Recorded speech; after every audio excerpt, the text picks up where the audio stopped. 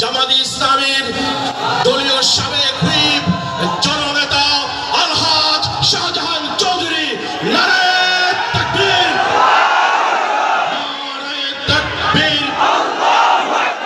বাংলাদেশ জামাতে ইসলামী মহানগরী আমিরের আগমন, শুভেচ্ছার স্বাগতম।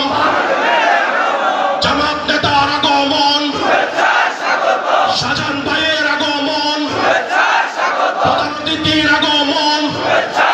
বাংলাদেশ জামাত ইসলামী জিন্দাবাদ, জিন্দাবাদ।